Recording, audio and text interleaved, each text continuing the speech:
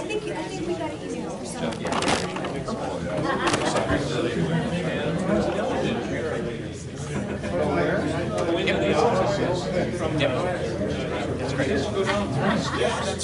I know the face, but I don't know the name. Randy. Mike. Mike. So I tell all you guys, travel safely.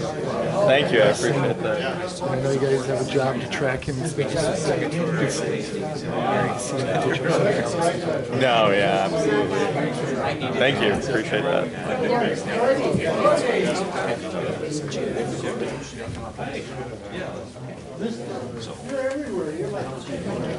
John Howell is that coffee. Yeah, pretty cool. No, I think it's a good thing. You know, there is the front rows open. This is starting to look a little bit like church here. Yeah, we got a reporter here. He'll take the front row. Oh, is that Yeah. Well, thank you all for coming. It's great to have everybody here, and gives an opportunity for you to meet our statewide candidates and hear a little bit about them and what they stand for. And if you have any questions, you can certainly feel free to ask any questions. I don't think there's any question that's off topic. I mean, we know the direction of where our state has been and where we need to go and how we can stay competitive. And I just thank you all for being here. So with that, I'm going to introduce Jeff Johnson. He's our GOP candidate for governor, and Jeff has served 3 terms in the House of Representatives. He also he serves as a county commissioner with our largest county in our state, and he's got a law degree, so he can answer any question that we have. So with that, he's got a great family, and he's a great candidate for us, so give a round of applause.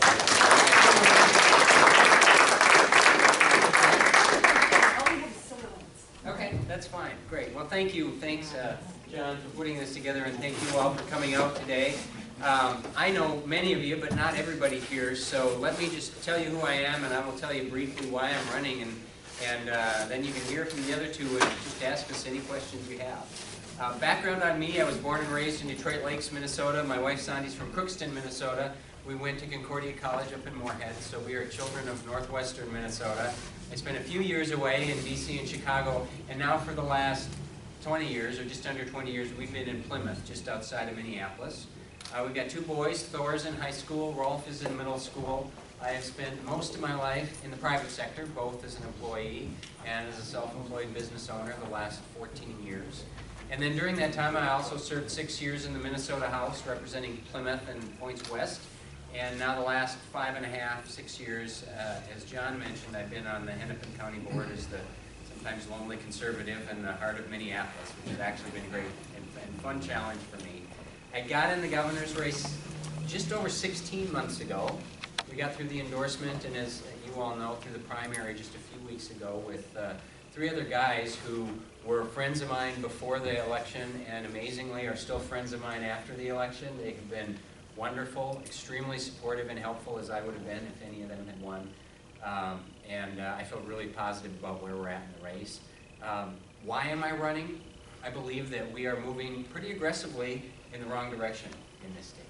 And some of that has to do with the DFL legislature, in my mind. Others of it has to do, even more so, I think, with the DFL governor. His focus is very different from mine. I've had the same 3 goals in this race since the day I got in 16 months ago, and I don't change them depending on my audience. Everyone hears the same thing. My 3 goals, number 1, is the business climate and job growth, job creation in this state, private sector job creation. I will work every single day to make Minnesota's business climate actually competitive with the states that surround us, because from a tax standpoint and from a regulatory standpoint, we aren't competitive with other states in this region right now, and we're starting to see it when you look at the business creation numbers, and even when you look at the job numbers in this state, at least in 2014. We have a low unemployment rate in Minnesota. That's true. But if you scratch the surface, you see that we're leaving a lot of people behind because the business climate is poor. We've got an underemployment rate of 53% in Minnesota, according to the Dayton administration. So that means half the people in this state who are working are overqualified for the position they're in and probably underpaid for the position, but they can't find anything better. We've got too many college grads living in their parents' basement. We've got too many middle-aged men and women who are making 70% of what they were making 5 years ago before they were laid off from their job, and they can't find something equivalent again. So we're leaving too many people behind because we're not creating the good-paying jobs, the careers that we were creating 10 and 20 years ago in Minnesota. And that's because of the business climate. So that's going to be job number one for me. Number two is really starting to measure the programs that taxpayers fund in this state and demand that we focus taxpayer dollars on programs that can prove they produce results, which I'm seeing lots of head nods like, yeah, of course, that's common sense. But we're terrible at it in government. We just don't do a good job of that at all. We say we do, but we don't. And so my goal is to start auditing programs as soon as I'm elected governor.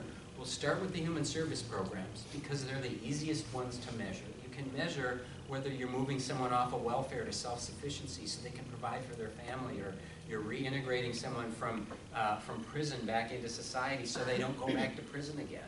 And those that can prove that they're actually doing what we claim to want them to do, we should celebrate those programs. And the ones that can't prove that, and there are a lot of them, I see them on the county board every day, we need to end those programs because we're funding them because it makes us feel good rather than because it's actually producing any results. That's number two. And then number three, and this one's kind of personal to me as a dad of two boys in the public schools right now.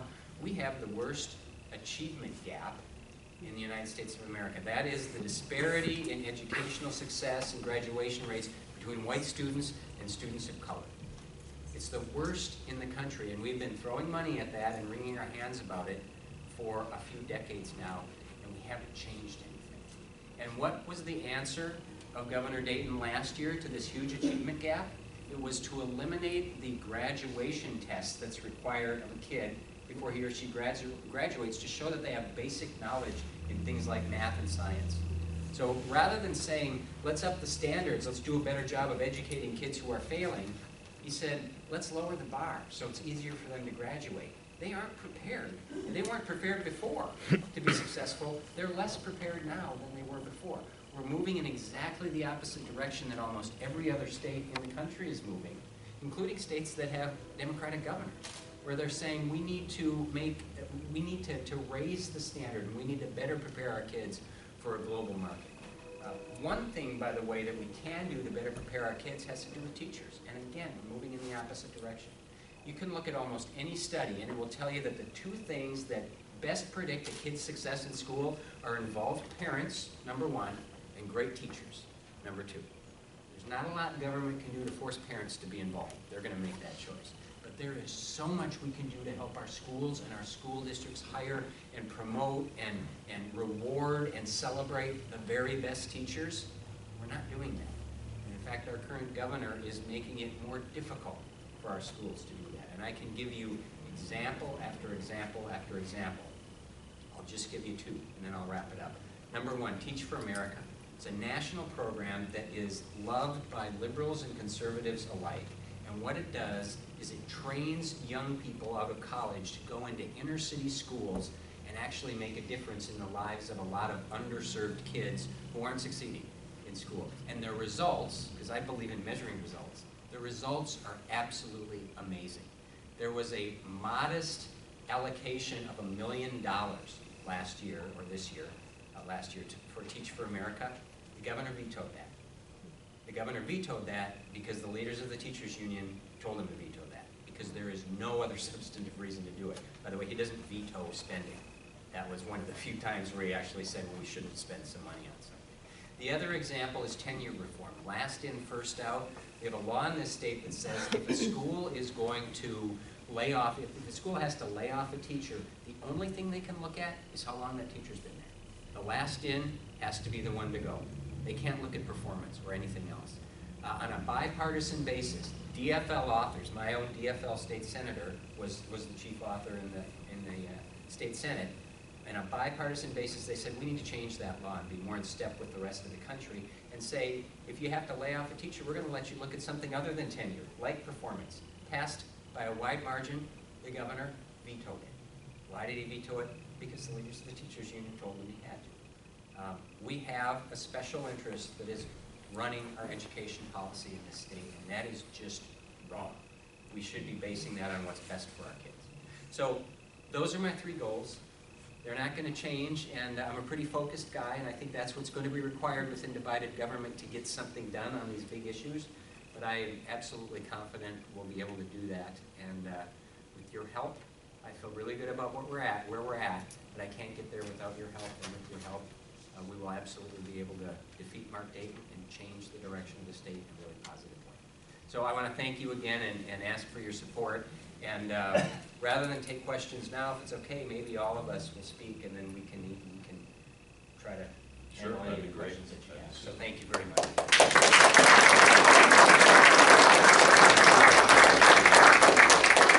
Next, I'll introduce Dan Severson. He's our candidate for Secretary of State. And Dan also served in the House of Representatives and also served our country very diligently. And thank you for your service. He was a Top Gun person in the Navy. And this is Dan Severson. Thanks for hosting this, for this auspicious occasion, particularly for John. A great guy and a great representative in the Senate for you while he was down there, I know. I'll just give a little bit of my past. 22-year Navy fighter pilot, as John was talking about, was kind of a dream come true for me. It was one of those things that I'd always wanted to do, and the Navy gave me the opportunity. It's really about the American dream. If it's in your heart to do it and you're willing to work hard, and that's what's at stake. Now, that's what's at stake for the generations that are coming up in our schools can have that dream, but there's really sometimes not a path for them to get there. So after that, I got into the business sector a little bit. We worked on a startup company, developed a patent dealing with light-emitting diodes, and then in 2001 got asked to run for the Minnesota House of Representatives, and got elected in 2002 by 315 votes out of 15,000 cast. Voting makes a difference. Legitimate voting makes a big difference. So that I spent 4 terms in the Minnesota House, and the last term I was elected the minority whip, and so we were the ones that held back $3.2 billion in tax increases that the DFL Senate and the DFL House were trying to push through. Tim Pawlenty was the governor then and had vetoed it, and they tried to override our veto, and they only needed 3 votes. We held the line, and it was very interesting to watch how irritated they got when they couldn't get anything through. But that's what government is supposed to be about. It's supposed to be about balance. It's not about one party being able to rule the whole thing and push their agenda through without any problems, and that's what we're staring at today. In 2008, I got notified by somebody who had seen some voter fraud go on, and I started the process, did an investigation in the sitting legislature. Found out there was no path to get that rectified with the Secretary of State, the Attorney General, the County Attorney, or the Supreme Court. And so I ran for Secretary of State in 2010. Ran across the state and met a lot of people, had a great time. We lost by about 3 points, very close. And so in that process, found out that one of the reasons we lost was we won the greater Minnesota, we won the outstate. But we lost the intercity by 130,000 votes. We had won the outstate by about 60,000, lost the intercity by 130, we lost the race by 7. And that took me into another period in which, after leaving the House, we got involved in a inner city process in which we started to go into some of the minority communities and talk about conservative values. Very strong social, family values, very entrepreneurial. People come here with a vision of America saying, you know what, that's a land of opportunity. That's a place where I can go and I can create a better future for my children. And so when they come here, sometimes they get stuck down in places where they don't anticipate, they don't know how to react to that. And in one particular group I was talking to, they said they put us in Section 8 housing, and they put C3s, nonprofits, all around us to keep us here. We just want to do business. And so our message to them is, that's correct. And so some of the things that I am running on in this election is, number 1, express lane voting. Number 2 is express lane business practices. And number 3 is the military vote. And all of that kind of ties together in that that's a message for every Minnesotan. And every Minnesotan, just as Jeff was talking about, for the inner city, that's not necessarily the case. Where you've got 40% graduation rate for these people who have come to America to seek a better future, and they get into these inner city schools, which are giving them 40% graduation rate, that means 60% aren't graduating. And when you start to talk to them about what is the potential for the future, they get kind of a glum look on their face and say, we're stuck here. We are stuck because our kids are supposed to have an opportunity for a better future, and yet they're being quarantined into these failing schools. So when we talk about school choice, they light up. They go, absolutely, why wouldn't we do that in America? America is a place of opportunity and choice. So part of this process is that. The other part that I wanted to focus on as well is the business practices, which we're talking about here. What makes Minnesota a great place to do business, and what makes Minnesota a very difficult place to do business. And we've got people who are CEOs. I mean, Minnesota in the past has been an extremely productive place. And very friendly towards businesses, but that has begun to notch down. So one of my goals is to, along with the Governor Johnson, is to work on a team of private sector individuals to come together with some of the business people from these minority communities, sit down at a table and say, what are the barriers that you are encountering to succeed in business? Because if we can lift them up, if we can lift up their business and give them better opportunities, they don't become a drain on our social system. They become advocates for it. And their kids begin to see the American dream as something that's attainable. So part of this process is to put that board together to identify barriers, whether they're certification barriers, there are licensure barriers, there are unneeded regulations that are keeping them from actually being able to do business. And one gentleman I met at the state fair said, I started a little shop where I was selling tea and some other stuff, and he said, I could only operate for a couple months and I had to shut down because the regulations were just killing me. And so that's not just there, that's businesses across the state. And so if we can identify those, we'll take them to the legislature and say, if you really want Minnesota's economy to boom, then we need to get rid of these barriers. And so what legislator isn't going to vote for that? And so those are the things that we're going to work on promoting. The other issue that I'm passionate about is our military and our veterans. And right now, our military votes at about a 5 to 7% completion rate. We got 14,000 military people that are in this state. In the last election we had in 2010, it's the last numbers that I've got, but there's some newer ones that are about the same. About 716 military actually got to cast a vote in the county. So you're talking 5%, which these are our warriors. These are our men and women that are on the front line fighting for our freedom. And I believe that we have the technology today that we can get their vote in to be the first and instead of the last, and we can get the participation rate up where it should be around 70 to 80% like the rest of Minnesota.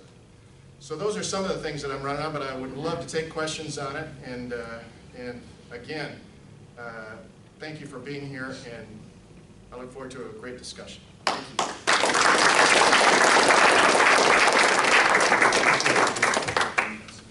And now I have the pleasure of introducing our Republican candidate for state auditor, Randy Gilbert. Randy served as mayor of Long Lake. He also has a very extensive career in accounting, and I think that's what an auditor does, doesn't he? But he's got some absolutely fantastic ideas and some things that we should be looking at, and certainly healthcare is one of them. So, thank you. Thanks, John. Yeah. Thank you guys all for being here. I feel so privileged to be with Jeff and Doc on this ticket. Senator Newman gives the AG candidate gives his regards. He would like to have been here. We had a previously scheduled meeting, so you couldn't make it. Otherwise, you'd have had the full ticket. You're talking to you. And I think it's kind of unfair to put an accountant after a cool fighter pilot to talk to you guys. This, we got to change this order up so you end with the cool guy instead of me. So, I'm Randy Gilbert, and I'm running for state auditor. And when I say that, everybody probably thinks state auditor. Yeah, we elect them, but what do they do? It's an important position that we don't talk that much about, and really people don't know that much about. The state auditor oversees $20 billion of our taxpayer dollars that's spent on the local level. 3,300 different taxing entities, cities, townships, school districts, soil and water conservation districts, counties. If they're local, if they're taxing you, the state auditor has purview over those entities. So about a year ago, I got into the race, a little over a year ago, I got into this race. And before I did that, like all of us, you sit back and you think, what am I gonna do different than the current state auditor? What am I gonna offer to the people of Minnesota? And I thought about this position of state auditor, and I thought, you know, what are the three most important things this position should possess? What are the characteristics of the individual? And I boiled it down to knowledge, experience, and independence. Now, as we talked about, this is a position that oversees $20 billion, and the primary role of the state auditor is to audit these 3,300 entities. Many of you may not be aware of this, but our current state auditor, while she's a wonderful person, is a biology major. A biology major overseeing $3,300 of, or $20 billion suspended by 3,300 taxing entities. I'm bringing a completely different resume to the table. I graduated from the University of Minnesota Duluth with an accounting degree. Upon graduation, I went to work for KPMG Peat Marwick, the world's largest accounting firm, continued my career with Gladry and Pullen, and have 25 years in the business and accounting field. I've worked as an analyst, I've worked as a manager, I've worked as a CFO. I've helped a lot of companies get more efficient. I've learned a lot of things about how to improve business process. And along the way, the most rewarding thing that I did happened when I moved out to Long Lake.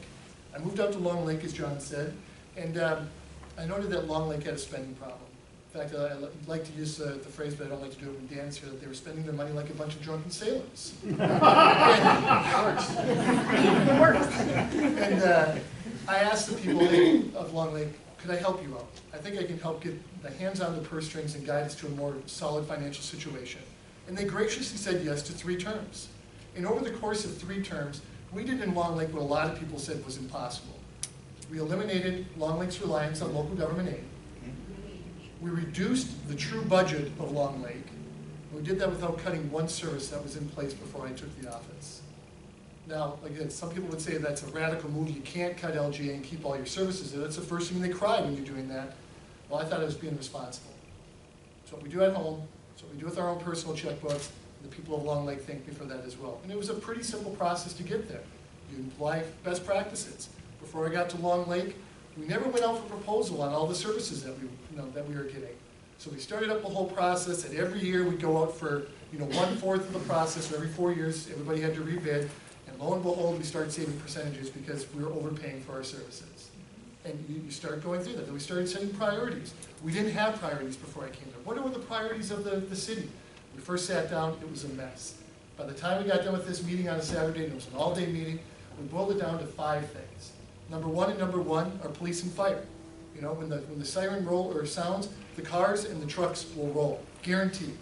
The next promise we made to the people is when you turn your water faucet on, water's going to come into your house. When you flush that toilet, water's going to leave your house, and we're going to maintain your streets for you. After that, we said, it is not our responsibility to do anything more for you. And the people appreciated that we set up that whole priority list, and we made it, stayed true to that, and it was an easy way for us to guide the budget. So that's the knowledge and experience, and of course I didn't say responsibility, but we just assume that if you're going to have knowledge and experience, you're going to be responsible. The third thing is independence. As an accountant, independence is the cornerstone of my industry. If our independence is tainted while we're on the client, we usually get fired. And independence can get tainted for a lot of different reasons. Well, our current state auditor's independence has been tainted many times.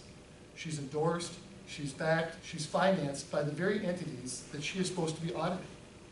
That is a breach of independence. And again, in the private sector, she would be fired. And I'm hoping that the people of Minnesota take a hard look at that and realize that you need to maintain the independence if you're going to be working for the people, because this is the people's position. The state auditor is meant to be the taxpayer's first line of defense for more efficient, well-run government, and I just do not believe that it exists right now. So knowledge, experience, and independence is what I believe the office is missing and that I want to bring back. There are many issues that we could talk about, but I think when the questions start coming up, I'll be able to explain more of these things to you. So I'm not going to get into some of the other initiatives that I want to get into so we can get to this meeting.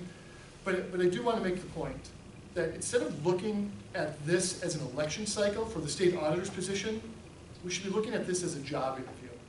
We've got 53 days? 53 days until we get to the final hiring process for state auditor.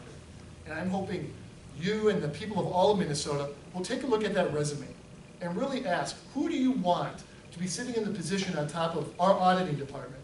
Do we want somebody with a biology major, or do you want somebody who's an accountant with 25 years of auditing experience and a proven track record as a mayor that can bring efficiencies to the companies, knows the best practices of the cities, so that we can save you money. Because if elected, I will turn the lights back on the state auditor's office and start shining the lights on the books of all of Minnesota so you can see how your money's being spent. So thank you for being here today, and I look forward to taking some questions from you.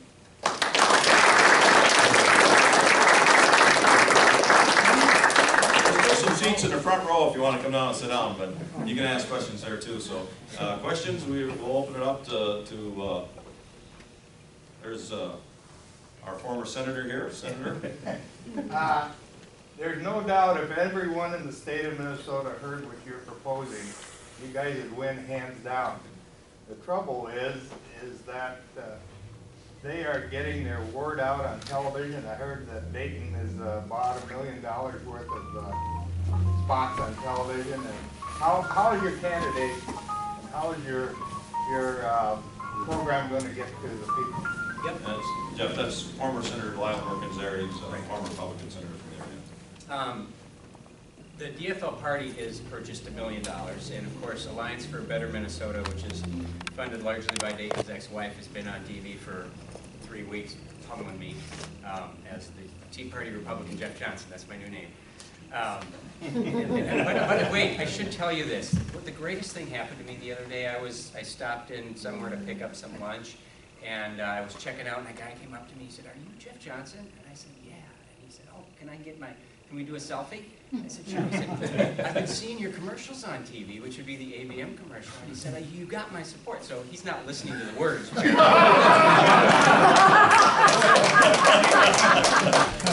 My wife said they're using a good picture of you.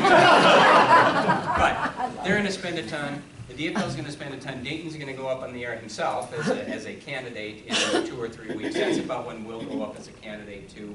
Hopefully there will be some outside money. There already is. The Freedom Club has a few commercials on, but hopefully we'll see some more from national groups that help positively define me or otherwise with respect to Dayton. But I got to raise the money to get my message out myself. We'll travel around the state and do a lot of this. We'll do some rural radio, which is very cost efficient. We'll have a pretty aggressive social media program, but TV is king. For somebody with low name recognition, which compared to Dayton I have, I've got to raise the money to get on TV and compete with him. And we're working on that. It's actually going extremely well, night and day, before and after the primary. And I need about $1.5 million for the last 6 weeks, 6.5 weeks of the campaign. We will get there. We're actually getting back the potential scripts for our commercial in the next couple days, and we'll probably have 3 or 4 different commercials on during that time. And I'll tell you, what I'm going to do is present a positive vision for the future, but also contrast myself with the governor. I've got to do that if I want to win, and we'll be very aggressive about that, not in a nasty way, but in a way that says, here's what's wrong, and here's how we can do better. TV's king, and it comes down to money, so that's how I'm going to be able to turn that around. How many have seen the driving one? Oh, yeah. Now that's a contrast in Yeah. using humor. That was fantastic. Fantastic. Senator, was that a question for everybody or just mainly for Jeff? Well, I guess it was for the team too, because people don't know you. Sure. You know, and that's what the struggle that Dan and I have, and Scott Newman. As the lower constitutional offices, we always get overshadowed, and we understand that. We have a much smaller budget. The attention is always on, you know, the U.S. Senate candidate and the gubernatorial candidate. I know that for me, we've put together a commercial as well, and we are going to have a buy. It won't be anything like Jeff is going to have or anybody else, but you know, when I take a look at my race 4 years ago, our candidate lost by 1%. And the primary difference between the two campaigns was that Rebecca Otto had TV ads up, Patty Anderson didn't. So we have been raising as much money as we can, and it's a slow process. It's a hard process when you're running for state auditor because no one really cares about the state auditor. No one really knows. But we have a commercial that we're going to get up. It'll probably go out 2 weeks before the election day. And I will tell you that my commercial is completely different than anything else that you'll see out there. And I would just say, I think more of the days of seeing Schoolhouse Rock on TV, and that's what my commercial is, to try and grab their attention and try to get some name recognition out there. But we're going to be doing the same thing with rural radio and stuff as well, to just try to elevate that name, because it's 1% difference between us having that office and not from 4 years ago. Yeah, and I think having the advantage of having run the race previously came pretty close to winning. Part of our strategies too is to say, okay, where did we not have that name recognition? We've identified those, and so a lot of our resources are going to be poured into that. One of these other issues, as I said, the inner city has been kind of the deal breaker in this whole process, because a lot of these minority communities have never been able to even, you walk in and they go, "You're Republican, what's that?" And so that's one of those deals where we start to share the values, we start to talk about who we are, and they begin to open up. So those are some very low dollar number relational issues that we've been working on actually for the last 3 years, and so our name recognition down in the inner city is pretty good. And so we'll continue to build on that. But in a low budget, as Randy was saying, in these low budget races where we have a cap, and it's difficult because everybody looks at the gubernatorial race and the Senate race and say they're going to lead, you guys are just going to follow in on their coattails.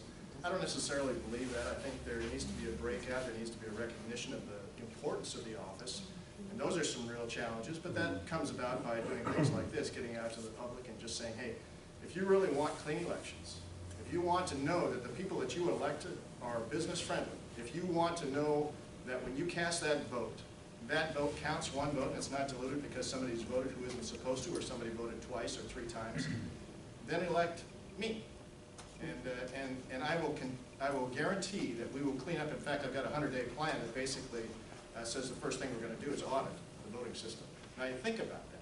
We haven't ever audited our voting system. It's got huge vulnerabilities, particularly after the 2008 election cycle. And actually, Congresswoman Bott petitioned Tim Pawlenty to do an investigation into Acorn, who registered 43,000 new registrants in this state during that election. And because we had a Democratic House and a Democratic Senate, they had no heart to do that. So part of this process is to say we need to clean up the election system. And I think that resonates with the majority of the Minnesotans to say we don't care whether it's Democrat or Republican, we just want fair elections.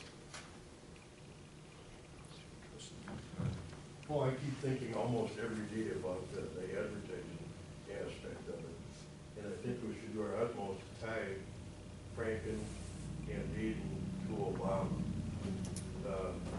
I know it's negative, but I think it would work.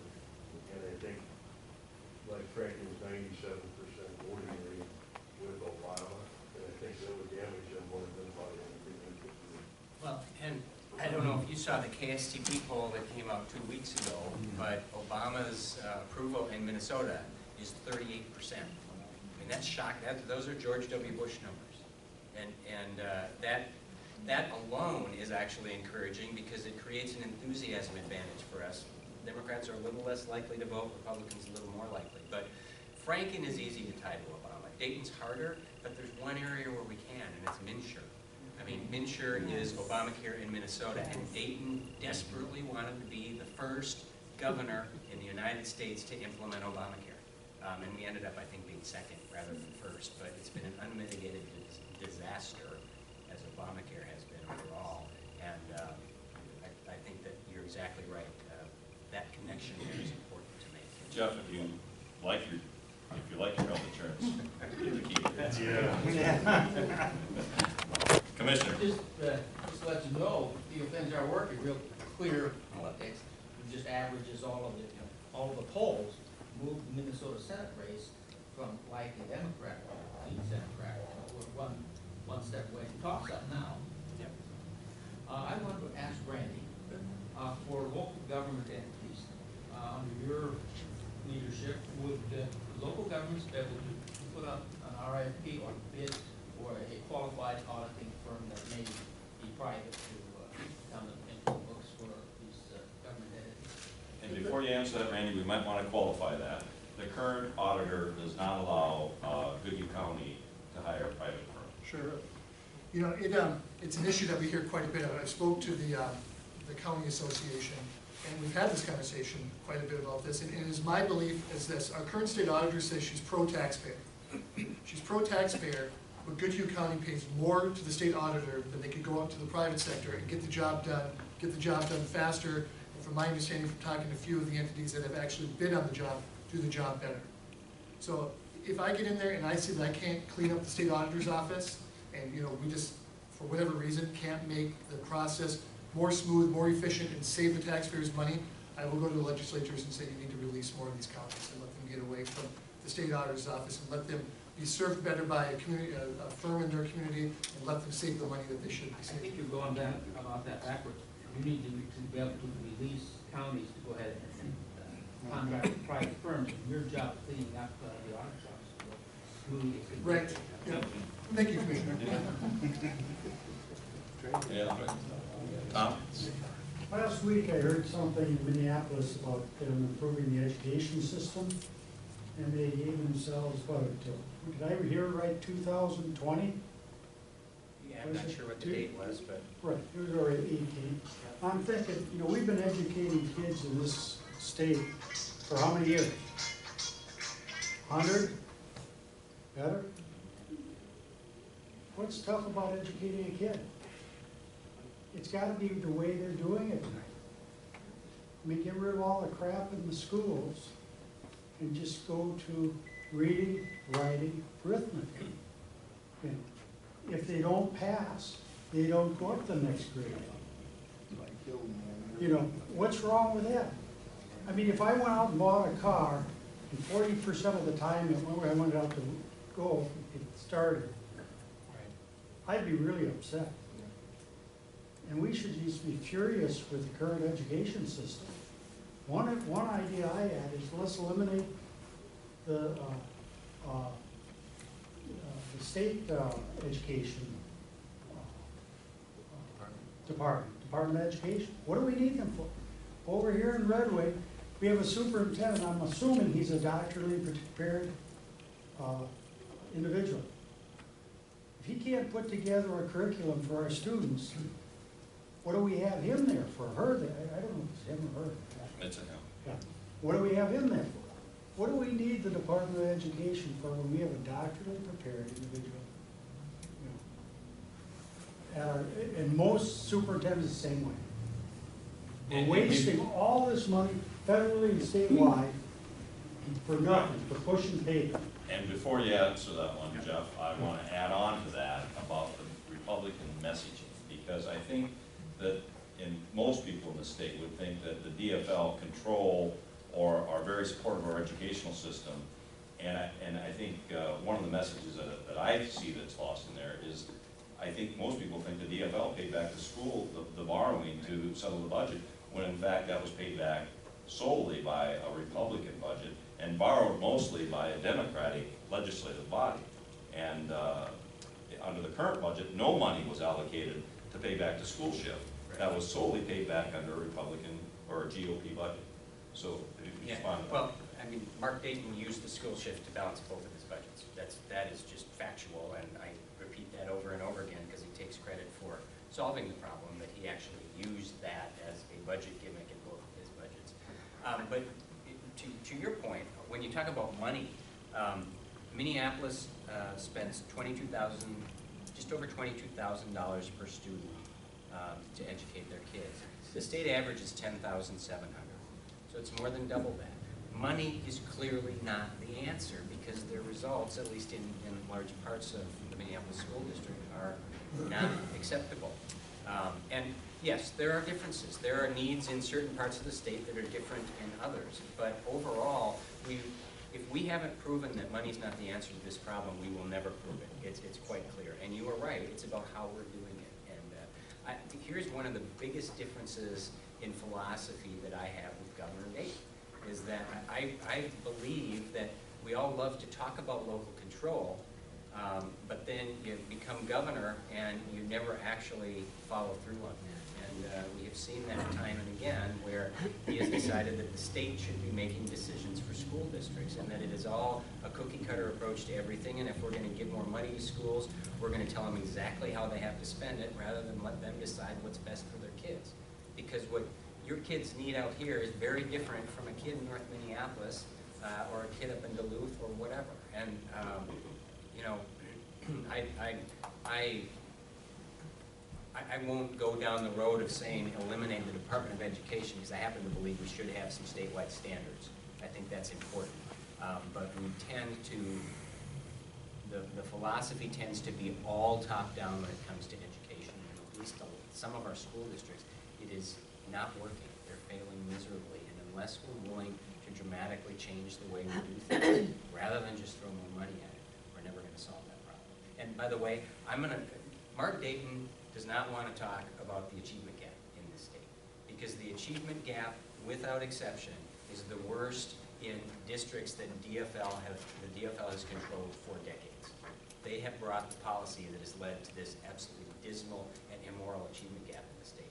I will not stop talking about it, because not only is it an economic issue, and it is, it affects all of us, because we're pumping so much money into certain parts of the state. But I truly believe it's a moral issue. We have given up on 10 to 15% of our kids because of where they live, and that is wrong, and somebody needs to call them out on that, because it's their policies that have brought it about. How do you feel about charter schools? I think the more options we give to parents, the better. So I'm a strong believer in charter schools. I'm a strong believer in every option out there, whether it's online learning, whether it's home schools, charter schools, private schools. The more choices parents have for their kids, the better.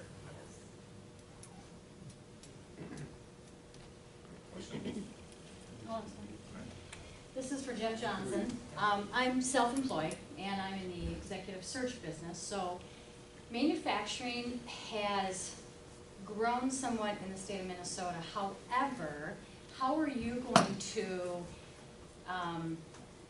because Governor Dayton has brought some jobs to the private sector, few, and through Deed. I get notices all the time. But as a recruiter, I'm seeing salaries go down, and executive level jobs are going away. So we can have, and even the technical welding, the skilled labor, it's gone away. We need more of those jobs. So how are you going to attack that on Governor Dayton bringing those jobs, but we still need a lot more and higher the salaries? Yeah, well, and it goes back to the quality of the jobs. It's exactly what you're saying, because he's going to cite to the one single stat. Unemployment rate is relatively low in the state. By the way, if you look at 2014, we hit a brick wall when it came to job creation in the state. It was really good for about the first 3 years of his administration. 2014, I think we're second to last in the upper Midwest, and we're fourth or fifth to last in the country for private sector job creation, and that's what I think you ought to be looking at. But I think that the attack is, the message is that the jobs that are being created are fewer than they should be, but they're also not of the quality that people need. We're creating a lot of minimum wage jobs, we're creating a lot of part-time jobs, and while that serves a purpose for certain people in transition, that is not what you need to raise a family. That's not a career. And government can't create those jobs. The private sector needs to do it, and so we need to invite the private sector to do it and stop being so negative with respect to entrepreneurs and business people.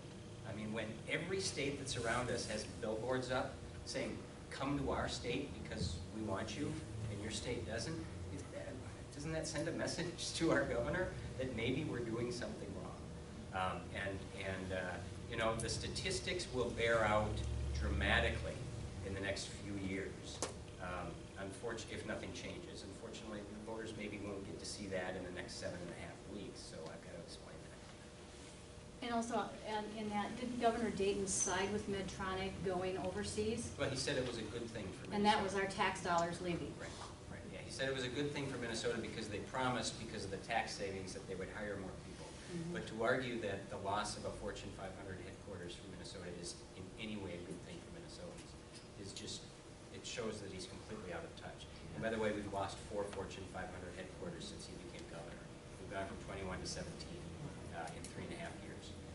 They are leaving at one end, and we're not creating the new businesses at the other. According to the Kauffman Foundation, nonprofit, nonpartisan group, the last 4 years, Minnesota is dead last in the country for creation of new businesses per capita. Last place. So we're not creating them, and the ones that exist are leaving. That is kind of a bad equation for the future. Yes. I guess I have a question. A lot of the state governors that are Republican are trying to go against the Common Core and remove that from their states. Is that your position too? Absolutely. Like Bobby Jindal and some of those people, because and that's where our education's being destroyed. Yeah, well, I don't happen to believe the federal government belongs in our education, period, whether I like what's in Common Core or not. But I would agree with Governor Jindal and several other governors on that. And Minnesota has adopted the language arts standards, but not the math standards. Now we've got to look at, I think, history and social studies that are coming up. And I absolutely would not move forward with that as governor. I think standards are good, but I think we should set them at the state level. One thing about the education, my wife was a school teacher for 35 years, and she said they wouldn't adhere to the standards. You're supposed to read at such and such a grade level, mathematics, the whole bit. Well, she'd even have students, maybe 3 in a class, that she recommended that they repeat, not be moved to the next grade. And then the school district would say that that would be stigmatizing the child. So they would keep that, they promote them, then the next year it would happen again and again and again. And I think that's what's happening, especially in schools too. So they end up graduating and shouldn't have. Well, right, and that stigmatizes the adult once they graduate and they won't succeed. No, it's terrible. Got time for about 2 more questions. I just want to make a comment. Jeff, for you that don't know, that he was the last 6 or 8 months, he's been to our GOP meetings, he's been to our Tea Party meetings, he's been available to us in Red Wing, you know, not just today. So I just want to compliment.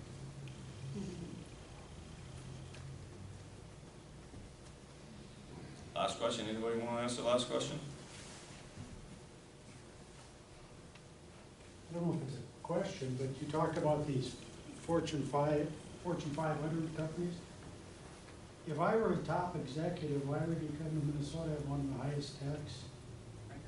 You know, let's lower the tax. You know, we need taxes to run the government. I mean, no question about it. But let's have a flat tax. Same tax for everybody. Eliminate some deductions. I don't care.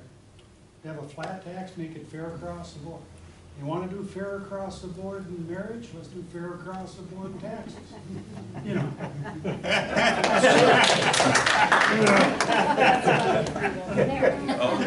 I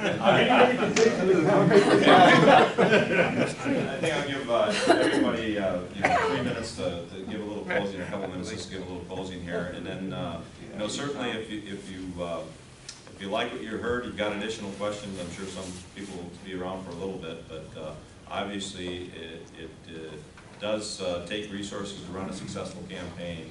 And if you like what you've heard here, hopefully you can support the candidates. And I guess we'll just go in reverse order here for our closing in a couple of minutes. So you get to see the boring guy first. Well, thank you guys for coming out.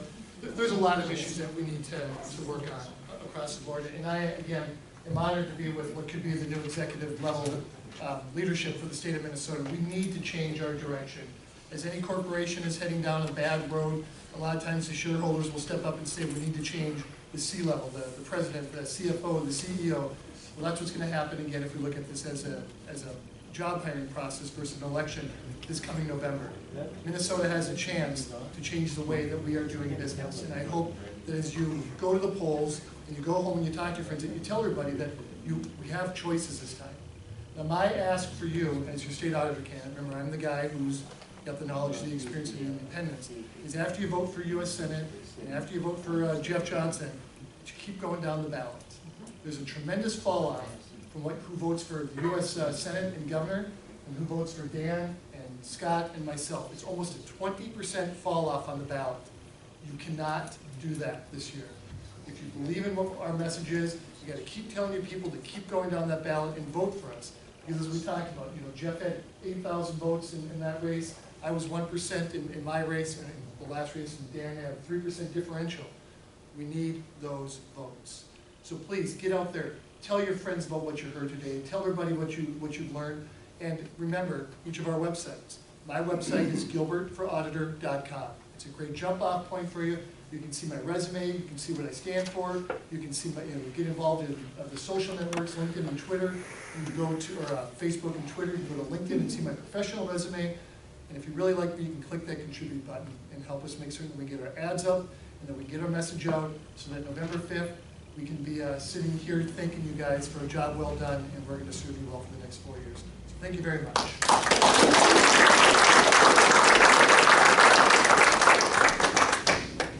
Well, mine has turned into an open seat, so I'm not running against Mark Ritchie like I did the last time. But if you go to the individual's website who has now got the DFL nomination, you'll see that he put on that website that says, I want to follow after the extraordinary legacy of Mark Ritchie. This is the Mark Ritchie who got reprimanded 3 times by the courts for decisions that were beyond his authority, who got reprimanded by the legislative auditor for lying because he used emails that he said he didn't use. So part of this process is to say, the guy that's running to replace him from his team wants to do everything that Mark Ritchie has done in the past and help along the way here. So my petition is to you, we need to change the way we do things. In particular, Mark Ritchie also put into the rules here that the UCC code is going to change in December of this month. And what that means to the counties and to the county recorders is that all of that service that's taken from all of the counties out there is going to be centralized in the Secretary of State office now. That means over $500,000 loss to each of those counties. And that's a big deal. Now, he did that unilaterally. He did that without legislative approval. This is the type of thing that's been going on. We need to reverse that. We need to disseminate the workload, get it back out to the county so that when you want to go get something done through the Secretary of State office, you can do it locally, not have to drive all the way down to Minneapolis, St. Paul, and spend 2 hours in line to get service. So part of this process is to do exactly what Randy's talking about. We need to get the word out. That's through you. That's through the acquaintances. That's through the newspapers. That's through the local media. And again, we are extremely needy of the funds to get our word out. So if you have the opportunity, you can stop by, pick up an envelope, and put some $10, $20 in it. Anything helps at this point. $1,000 would be good.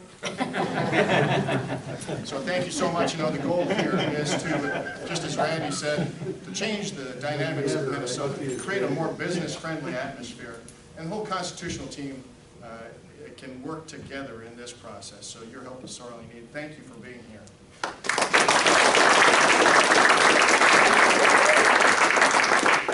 And praise God for our better half. Yes, isn't that true? Well, thank you again. I'll share the same. And I just want to tell you, I am very excited about where we all are at. These guys haven't had polling, and they might not, but we have. And I feel great about where we're sitting right now. We've seen 4 polls in the last 2 weeks in the governor's race. One has me 9 back, one has me 8 back, and 2 of them have me 7 back. We were expecting mid-teens. If you look back 4 years to where Tom Emmer was at Labor Day, he was down by 15. He lost by less than a half percentage point. 4 years before that, the incumbent was Plenty. He was up by 14. He won by less than 1%. So this thing is just by nature going to get much closer. And throw on top of that the fact that I have absorbed about $500,000 worth of negative ads.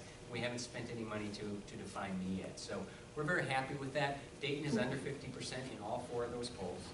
And I'm winning with independents in the 2 where we could measure that. Now, I'll tell you, the Star Tribune will probably come out with the poll soon, and I'll be down by 42%. So just but always ignore the outliers. That will be an outlier. It's a guarantee.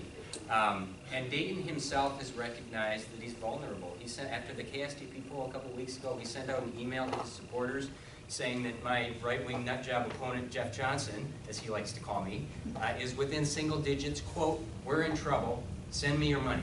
So he knows he's vulnerable, and so do we. We have a plan to beat him, not to compete, not to hope that he stumbles, but to actually defeat the guy. And with your help, and we all need your help, we can get that done, and we can take back Minnesota for the hard-working people of this great state. So thank you all so very much for all you do and for your support.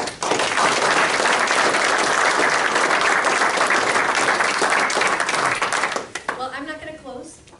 Let Senator Howe do that. I just wanted to let you know we have a program in Minnesota called the Political Contribution Refund. If you're not all familiar with that, that's where as a couple you can give $100. As an individual you can give $50 to a candidate.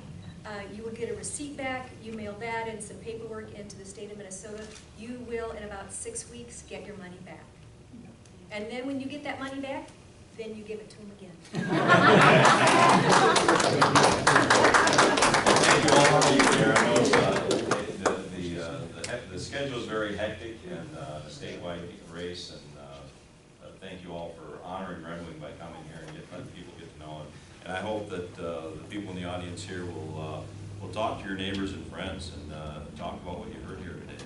And thanks again for all being here. Thank you.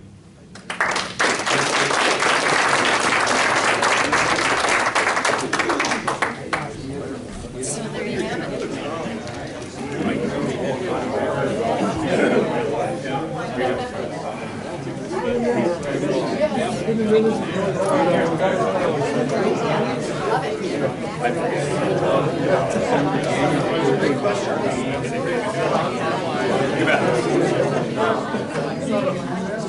I've seen him in a lot of stores.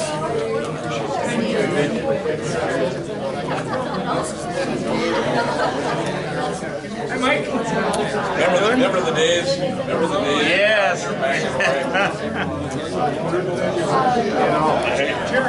Hey, how's it going? Thank you.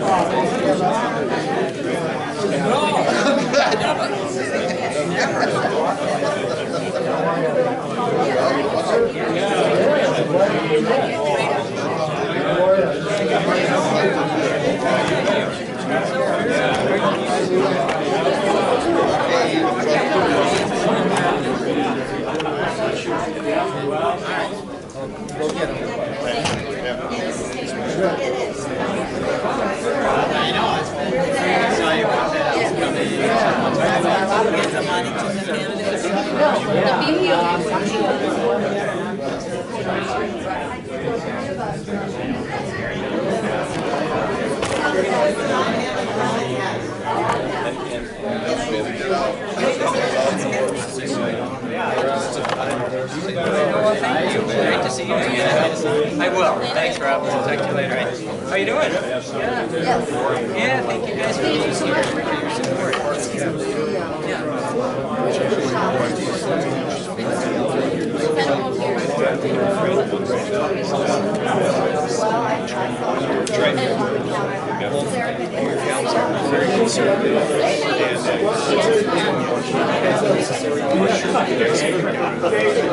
I'm not sure we can get rid of the union, but... Well, I'm thinking of Wisconsin. Yeah, I mean, here's the bottom line. What I told the media yesterday when they asked this, I said that I don't think government unions have too much power. And you know what? Leaders of the teachers union are running education policies. And that's not good for kids. She's terrified about They're in pain and so on. tenure because She's the best teacher at grade level. She gets all non-English speaking, the discipline problems, and special how you needs. measure starting from It has to be per what child. she's heard so far is only percentage of such standards have to measure. That's exactly what you have to Yeah. measure. You can't measure she- where the kid is when they she's- started. It's how terrified. do you Yeah, it has to be a measurement when they start the grade and a measurement when they wait, so you can see how much That's they the only take. fair thing to do for That's the only teachers. fair way, yet they're not doing that. They're looking at, well, how many pass the standard? Yes, that's And that's wrong, because her kids started out so far. Yep. It's very unfair to They teachers. make over a year's progress, but they still can't pass the darn test because they started out maybe 2 or 2.5 years behind. No, I get that, and I share that with teachers all the time, because a lot of teachers get really scared when you talk about measuring performance, but you should measure, because that actually measures. That's what it measures the teaching ability. Right.